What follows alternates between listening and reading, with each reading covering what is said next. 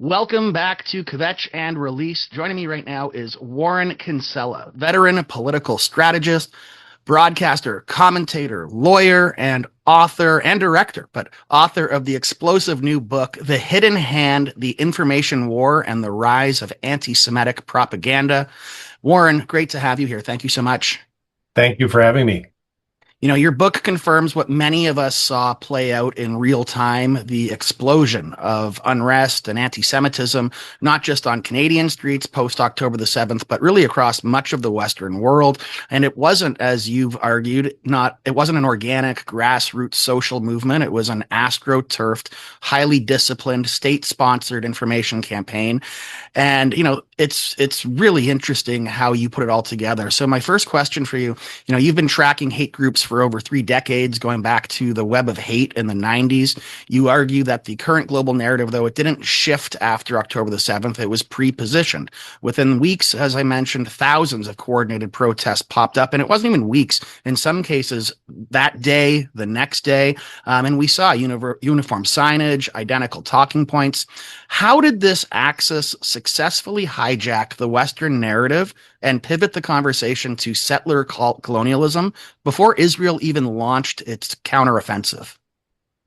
Well, that is an excellent question. That is the main question, John. So my background, just very quickly, is perhaps your listeners don't know, is campaigns. And so I've been involved in election campaigns at a national level, provincial level, international level, you name it, for years. Some have won, some have lost, but along the way, one of the things that you learn working on a campaign is how to spot one. And so, the criteria for a campaign, or the indications of a campaign, is campaign leadership and money and volunteers and messaging and a social media presence and a mainstream media presence, and you name it. And all of that was here. And by here, I mean, so October 7th was this terrible, cataclysmic event for the Jewish people, and then I would argue the world. 1,200 men, women, children, and babies slaughtered. Hundreds of people kidnapped and taken to Gaza. Israeli women and girls sexually violated, and hundreds of people grievously wounded. They often get forgotten. And, you would expect that people would be sympathetic to the Jewish people at that point. But in fact, what happened was, and this was before, John, Israel had even responded. Before Israel had even organized itself enough to hit back at Hamas militarily. That happened in at the end of October. Before that even happened, before Israel had done anything, when it was the victim alone, 2,500 protests around the world, same signs, same message, like professionally made signs, same chants, same slogans, military precision. And so I spoke to political people I know, and I just said, this is this is a campaign. And the people I spoke to on the left, the right, you name it, they all said, yeah, this is a campaign.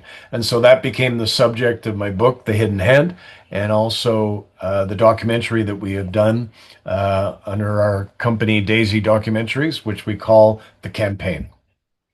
So I want to talk about that operational timing because, it's not just strategic speculation anymore, and not to put aside the incredible speculation strategically that you were able to do and uncover through your investigation. It's actually in federal court now. There's a major lawsuit in New York launched by victims of the October 7 attack that alleges that the Columbia University chapter of Students for Justice in Palestine had advanced knowledge of the attack itself. The justification for that allegation is that they have an Instagram account that was dormant for months, and then it suddenly woke up the day before saying, "We are back," exactly 3 minutes before, the first rockets fired. When Exactly. we look at your theses of A Hidden Hand, how deep does this operational coordination go between Western campus networks and foreign terror groups? Well, they knew in advance. And what I can tell you based on my campaign experience, again, not only do you acquire the ability to spot a campaign, you also know you cannot, John, you cannot set up, forget about an international campaign. You can't set up a national campaign in a day. But as you pointed out, like SJP at Columbia had a so-called toolkit ready to go minute while actually the attack was still underway in Israel. It was still happening. They were still occupying kibbutzim. They were killing people in Sderot, which is a major city in Israel. Like they were active, and SJP and all these alphabet soup of anti-Semitic groups were issuing so-called toolkits that had talking points in them, messages. Here's the media you contact. They even had, if you get arrested, here are the lawyers that will represent you for free. And on the cover of SJP Columbia's toolkit were motorized paragliders. And that was a slip by them, because what it showed is that SJP, which is found in Canada and in the United States, Students for Justice in Palestine, knew in advance the attacks were going to take place. So my argument, as I make in The Hidden Hand, is they were complicit in it. So to answer your question, this had been in the works for a long time. And, I believe the government of Netanyahu deserves some criticism for not being able to prevent this and have better intelligence. But anyway, that's going to be dealt with by Israel at another day. The bottom line is they knew this was going to happen and they were ready for it. So there's also a brutal psychological layer to this as well with that lawsuit. One of the freed hostages, Shlomi Zev, testified that while he was held in Gaza for 250 days roughly, his Hamas captors bragged about having operatives on Ivy League campuses. They even showed him Al Jazeera photos of the Columbia encampments to try to break his spirits. So what does that say about the true nature of the Western protests when top-tier terrorist entities are using the protests themselves as psychological leverage against the hostages? And I don't think that everyone at the protest knew in advance, or even knew that there were those who knew in advance. But what does it say about it more broadly? Well, they had this binary approach, and to those of us in the West, it's foreign to us. Number one, I think it's arrogant of us to assume that our values are the values they want. They don't. They object to our values. They would like to see a change in Western democracy, and they're prepared to use violence to advance it. But, you're quite right, is that they had a knowledge, they had an understanding of how people would react to their propaganda. So in this binary approach, for sure, they had horrible stuff. They were live streaming atrocities on social media platforms, and the social media platforms let them do that.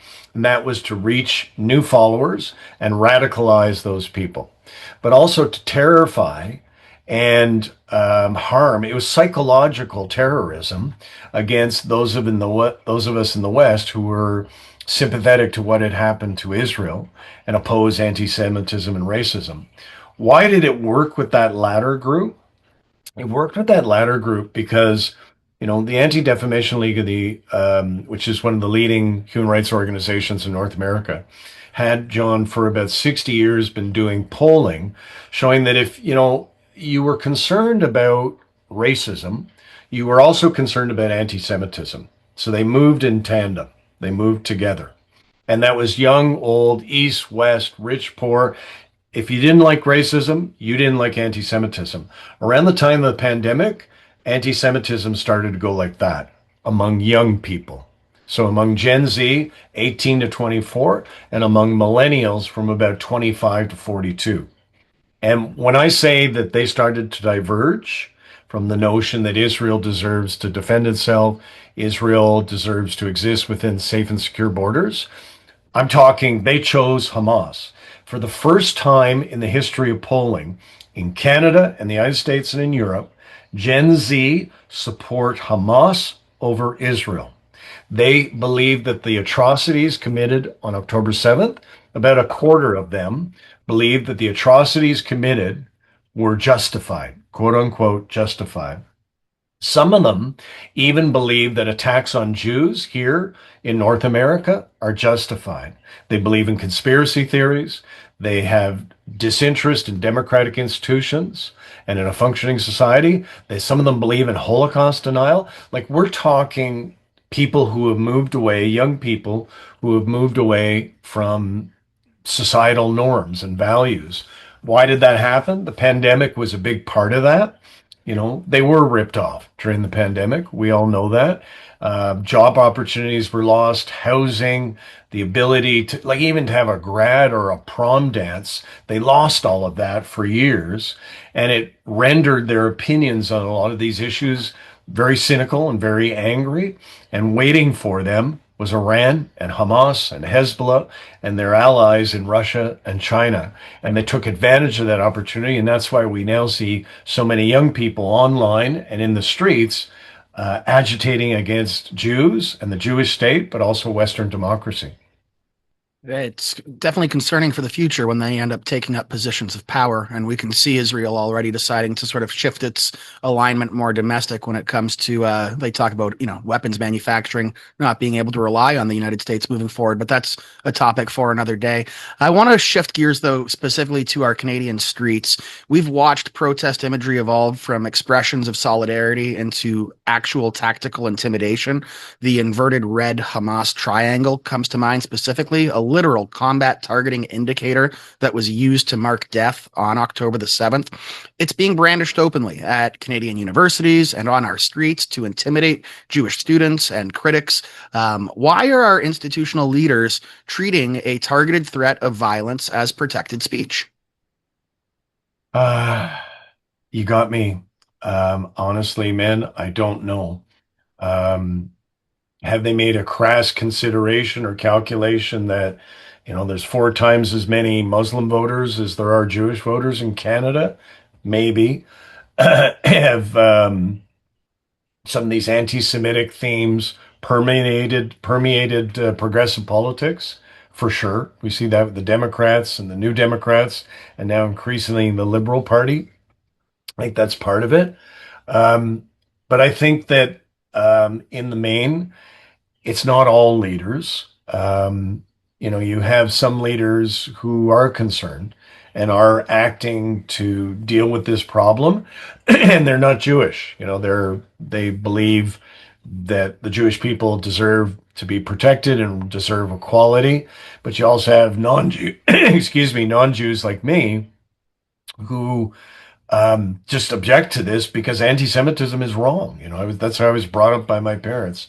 So I think that why this is happening, there's a multiple number of reasons for it, but it needs to change. If the prime minister is giving a speech as he did a few weeks ago at Holy Blossom in Toronto, saying that it is a terrible problem, that it is against the compact that Canadians have between each other, the relationship, the contract.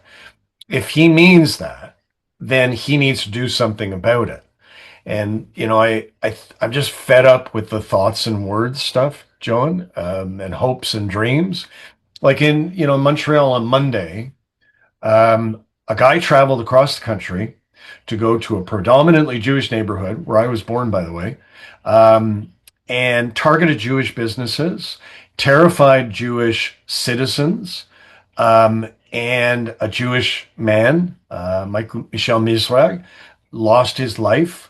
And the reporting of it, not at Post Media, where I write for, was, oh, it's all about anti-feminism. Well, it was part of that. Oh, it's all about Pornhub. And yeah, it was part of that. But he talks about killing Zionists in his manifesto. It's right there in black and white. But you're damned if you can find any mention of that on CBC or the Toronto Star or the Globe and Mail. They just didn't mention it. And it's like when stuff like that is happening, you can almost understand why leaders think they can get away with being disinterested in the problem. They say, okay, well, the media is not writing about it, so why should I stick my neck out? So there's a lot of blame to go around here. And it's not just our politicians, it's a number of institutions in our society. One of the worst things that I saw on Monday and still continuing today this week is journalists who have been actively trying to explain to Jews on Twitter, no, no, no, it wasn't about Zionists. Let me explain to you why. It was actually about these other groups. So it's not just the omission. There's actually active gaslighting occurring right now. And I won't name some names right now, but let's bring this to my backyard here in Windsor. While Yep. most of the universities eventually look to the courts or to trespass laws to manage with their encampments that were illegal, of course, the University of Windsor's administration opted for total unconditional capitulation. They signed a sweeping MOU to dismantle the camp that included pretty well all of their demands. The deal was with the encampment organizer was bragged as the most comprehensive in North America, is what the members say. Yep. Now, legal experts like Michael Geist blasted it as a textbook example of an institution abandoning its neutrality standards. So, when a Canadian university does surrender academic freedom and compromises its own equity policies just to satisfy an unsanctioned group that doesn't represent the student body and may or may not even be comprised majorly of students, does this set a dangerous precedent for higher education across the country? Yeah, it does. And it's a disaster for Windsor. Windsor's got a big problem. And it's not just at the university. The university, as you pointed out, gaslit Jewish students and made the campus an unsafe place for them. Now, I know there are people like Dwight Duncan, former Minister of Finance for the government of Ontario, who's trying to deal with that. Dwight is a good man, and he's reaching out to a number of people to fix that. And there's people at the university trying to fix that. But you've got a mosque, John, in Windsor that is more or less openly allied with Hezbollah. And, so why is this happen? Why is it such a problem in Windsor? I think it's a bit of geography. You've got just right on the other side, Detroit, and in Michigan and in Dearborn, you've got places on the other side of the border that have become radicalized and have embraced more or less openly anti-Semitism and extremism. And I think some of it is leached across the border into institutions like the university in Windsor. You have got a big, big problem there that needs to be fixed because it won't just destabilize institutions for Jewish Canadians. It's going to destabilize a lot of institutions in the city of Windsor. So I know that you've got a really busy day, so I want to wrap things up with one last question here. In the epilogue, you lay out, and I don't mean to give it away, but a 10-point roadmap about how people can fight back. And some of the tips include ending digital anonymity, penalizing platform algorithms, closing charity loopholes that we have. If you were sitting across from the federal public safety minister right now, and they were going to actually take your advice, what is the single most urgent, non-negotiable policy change that needs to be executed to stop the bleed that we have right now? If Canadian leaders continue to choose appeasement and administrative cowardice over action, I mean, what would you say would things look like 5 to 10 years down the road to the minister? One of the things that these people have done, it's a propaganda campaign. So they're like cults. And what is critical for any propaganda campaign is language, the manipulation of words and images. And these guys have done this really successfully, with the red triangle, as you pointed out, the red triangle, which you see all over the place at these encampments and protests. It is a symbol saying, kill this person. That's what it means. Like, it's even worse than a swastika. And so they're permitting that to be circulated in Canadian society, but also the words. And in Germany and in other countries, under allies we've got, you're not allowed to say from the river to the sea, Palestine will be free, because it's recognized that that is a euphemism for genocide of the people of Israel, the Jewish people, and intifada, globalize the intifada. The intifada was a more deadly period. The second intifada was more deadly for the Jewish people, the Israeli people, than October 7th was. 1,400 people were killed in the second intifada. And then you have all these little jerks going around saying, globalize the intifada. And it's like, well, you're saying that Jews should be killed. So that's what I would say to lawmakers is you need to fix that, right? That's one thing you can do right now.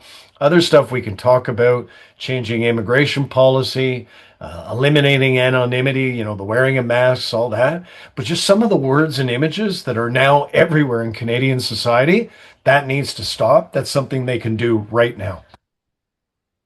Warren Kinsella, I want to thank you so much for your time. I really do appreciate it. Author of The Hidden Hand, and director of the upcoming campaign. Can't wait to see that myself once it makes its way onto streaming platforms or you get down to Windsor, Ontario. But again, appreciate your time. I appreciate everything that you do for being, a non-Jewish ally to the Jewish community. It means a lot to me personally. And then just as someone who cares about this country, thank you so much. Thank you, my friend. Thanks for having me on. You have a great day. Thank you.